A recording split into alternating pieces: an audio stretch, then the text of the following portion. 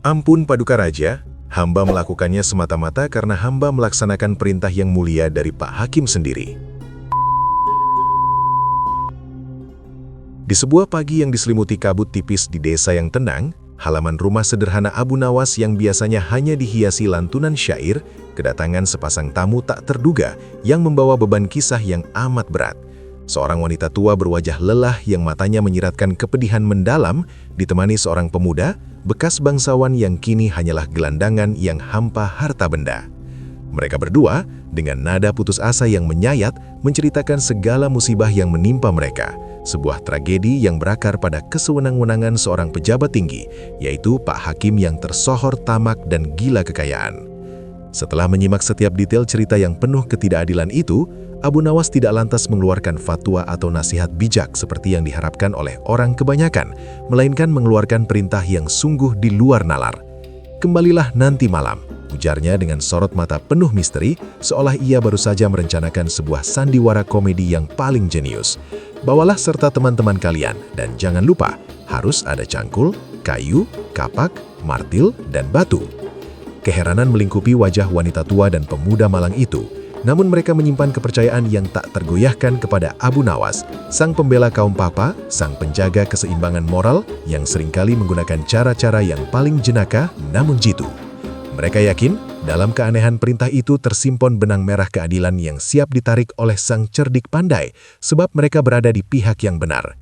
Keyakinan inilah yang mendorong mereka untuk mengumpulkan massa. Ketika malam tiba, sekelompok besar orang yang marah dan siap membela kebenaran telah berkumpul di depan rumah Abu Nawas, membawa alat-alat penghancur yang diminta, menunggu aba-aba untuk sebuah aksi yang mereka sendiri belum pahami tujuannya, siap melaksanakan apapun perintah yang keluar dari mulut orang yang paling cerdik di Baghdad itu. Di bawah rembulan yang seolah menyembunyikan wajahnya karena malu menyaksikan kegilaan yang akan terjadi, Abu Nawas keluar dari rumahnya dengan wajah datar, namun mata yang berkilat nakal, seperti seorang konduktor yang siap memimpin orkestra kehancuran.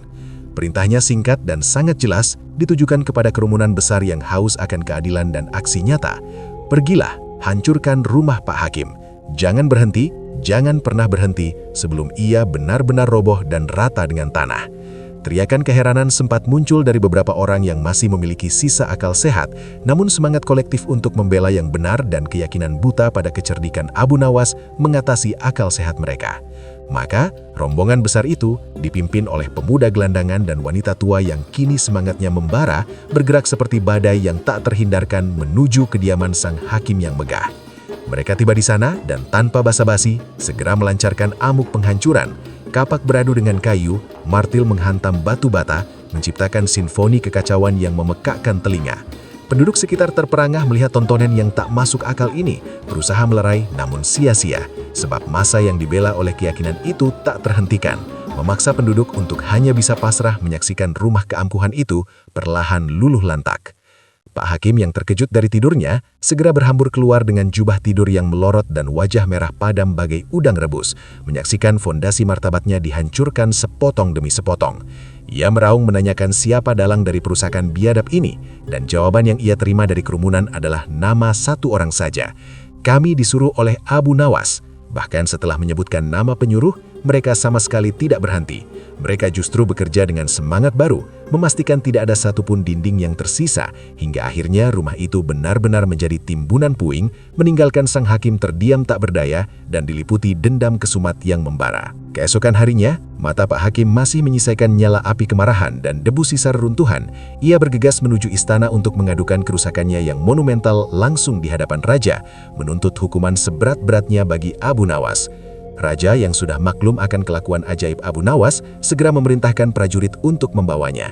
Ketika Abu Nawas tiba di hadapan singgasana, ia sama sekali tidak menunjukkan rasa takut atau bersalah. Ia berdiri tegak dengan ketenangan seorang filsuf yang siap menghadapi ujian terberat, seolah-olah ia baru saja menyelesaikan tugas mulia, alih-alih meratakan rumah seorang pejabat negara. Raja langsung menanyakan inti perkara, menanyakan pengakuan atas tuduhan kejahatan yang luar biasa itu. Dengan anggukan mantap, Abu Nawas mengakui perbuatannya, membuat Pak Hakim di sampingnya terkesap kaget, berharap sang cerdik pandai akan membantah. "Ampun Paduka Raja, hamba melakukannya semata-mata karena hamba melaksanakan perintah yang mulia dari Pak Hakim sendiri." Ia kemudian melanjutkan kisah imajinatifnya. "Semalam, hamba bermimpi Dalam mimpi itu, Pak Hakim yang mulia datang dan memohon kepada hamba untuk meratakan rumahnya yang lama karena ia sangat mendambakan rumah baru yang jauh lebih besar dan indah sehingga hamba bertindak sebagai tukang ledeng mimpi beliau. Raja terdiam, kebingungan oleh alasan yang begitu konyol itu, lantas ia bertanya, "Nawas, aturan mana yang membenarkan pelaksanaan perintah yang berasal dari alam mimpi?" Dan disinilah Abu Nawas melancarkan pukulan telaknya yang langsung menembus kesombongan sang hakim. "Hamba hanya menjalankan aturan yang mulia dibuat oleh Pak Hakim sendiri, tuanku." Seketika, wajah Pak Hakim berubah menjadi seputih kapas. Tubuhnya gemetaran karena rasa takut yang dingin. Ingatannya melayang pada kasus mas kawin mimpi yang baru saja ia putuskan. Sebuah keputusan sewenang-wenang yang kini berbalik menghantamnya seperti bumerang keadilan yang paling pahit. Melihat reaksi pucat dan gelisah dari Hakim, Raja menyadari bahwa drama di depannya bukan lagi sekedar komedi penghancuran, melainkan ujian moral terhadap pejabatnya. Raja menuntut penjelasan dari Pak Hakim tentang aturan aneh terkait mimpi itu, namun sang hakim hanya bisa bungkam, pengakuan diamnya lebih lantang daripada 1000 kata. Abu Nawas lantas menceritakan duduk perkara yang sebenarnya, bagaimana seorang pemuda kaya telah dirampas seluruh hartanya oleh Pak Hakim yang tamak, hanya karena pemuda itu bermimpi menikahi putri Hakim dan menjanjikan mas kawin besar di alam bawah sadar. Hakim, dengan logika yang rusak karena keserakahan, memaksa pemuda itu membayar mas kawin mimpi dengan harta nyata, mengubahnya menjadi gelandangan. Ketidakadilan inilah yang membuat Abu Nawas bertindak. Raja terperangah mendengar penyalahgunaan kekuasaan yang begitu menjijikan ini. Untuk memastikan kebenaran, Raja segera memanggil pemuda yang disiapkan Abu Nawas di luar istana, dan setelah mendengar pengakuan lisan yang identik, kemarahan Raja memuncak. Ia menyesali telah mengangkat hakim yang tamak dan sewenang-wenang. Raja segera mencopot jabatan Pak Hakim dan menjatuhkan hukuman setimpal. Seluruh harta sang hakim, yang sebagian besar didapat dari perampasan dan korupsi, disita dan dikembalikan sepenuhnya kepada pemuda yang kini telah pulih statusnya. Pemuda itu, diliputi rasa syukur yang tak terhingga, segera menawarkan sebagian besar hartanya sebagai hadiah kepada Abu Nawas yang telah menyelamatkan nasibnya. Namun Abu Nawas menolak tawaran kemewahan itu dengan senyuman tulus, mengatakan bahwa keadilan adalah hadiah yang paling berharga, dan ia bertindak bukan karena pamrih kekayaan duniawi, melainkan semata-mata untuk menegakkan kebenaran dan menertawakan kebodohan para penindas yang berpikir bahwa hukum dapat dimanipulasi, sebuah pelajaran abadi bahwa keserakahan yang dibangun atas mimpi buruk orang lain pada akhirnya akan diratakan oleh cangkul dan kapak atas nama kecerdikan yang membela kaum lemah. Terima kasih telah mendengarkan cerita Abu Nawas di Abu Nawas Stories Channel. Jangan lupa like, subscribe, dan nyalakan loncengnya agar tidak ketinggalan cerita berikutnya. Jika ada cerita Abu Nawas yang ingin kawan-kawan dengar atau ingin kami ceritakan kembali, silahkan posting komentar ya. Terima kasih.